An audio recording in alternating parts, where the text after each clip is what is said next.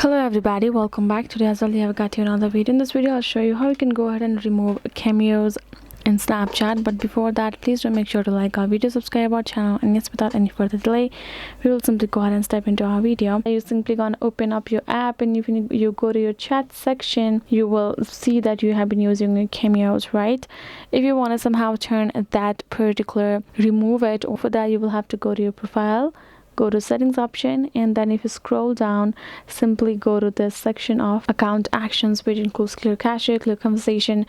So there is another update involved clear cameo selfies. If you have added once, if you are using them in your Snapchat, if you are currently a user of it, and if you added one, then you will find this above here in this section over here. Then you're going to go ahead, tap on that option. If you tap on this clear my AI data, it confirms option that will also ask for a confirmation, including continue or confirm option. Once you do that, you will be able to remove your cameo from your Snapchat. If in case you're not being able to find it, you will have to again go ahead, update your app, and again come over here, get logged in, and check if that option is available, and you can remove your cameo option like that.